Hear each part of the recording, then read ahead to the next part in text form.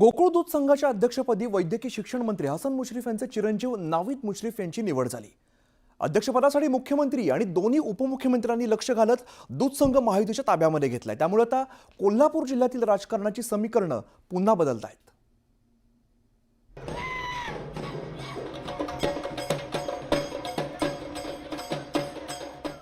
नावीद मुश्रीफ यांच्या निवडीमुळे नवी राजकीय समीकरणं पाहायला मिळणार आहेत।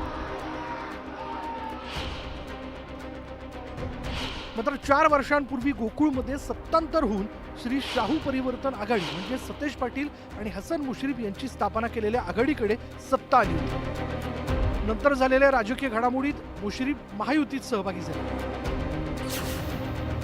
13 संचालक महायुतीचे असल्यानं गोकुळवर महायुतीची सत्ता आणण्याचा आदेश मुख्यमंत्री आणि दोन्ही उपमुख्यमंत्र्यांनी हसन मुश्रीफ यांना दिला।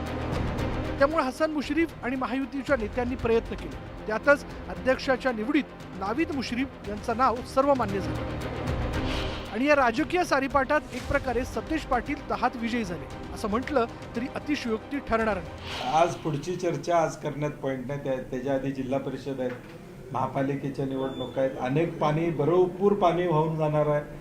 अवकाळीत थोडा पूर आलता, अजून पाऊस पडणार आहे, अजून पूर येईल, महापूर येईल, काय काय होणार आहे। शेवटी सहकारातली समीकरणं ही वेगवेगळी सातत्यानं या ठिकाणी असतील। माझा प्रयत्न असेल की ते आहे तसं ठेवण्याचा एक प्रमुख नेता म्हणून माझा प्रयत्न असेल। महाडिक कुटुंबानं अध्यक्षाच्या निवड प्रक्रियेत उघड भूमिका घेतली नाही, त्याचं कारणही तसंच होतं। महाडिकांनी उघड भूमिका घेतली असती तर सतेज पाटलांनी त्या नावाला विरोध केला असता। मात्र निवडीनंतर महाडिकांनी सतेज पाटलांवर तोफ टाकली। फारच थोर स्वतःला समजतात, असू दे, काय हरकत नाही। गोकुळची निवडणूक लढवत असताना 2-3 मुद्दे घेऊन त्यांनी ही निवडणूक लढवली आणि त्याचं त्यांनी उत्तर द्यावं असं माझं आज तुमच्या माध्यमातून त्यांना सांगणं आहे।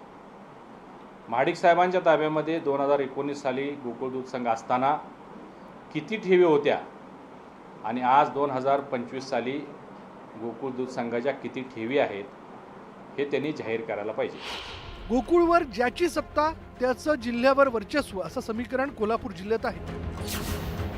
परिणामी महाडिक कुटुंबाने गोकुळवर 25 वर्ष सत्ता गाजवली। सतेज पाटील यांनी नेमकं हेच हेरत गोकुळवर लक्ष केंद्रित केलं होतं आणि त्याचा राजकीय फायदाही सतेज पाटील, हसन मुश्रीफ आणि विनय कोरेंना झाला होता।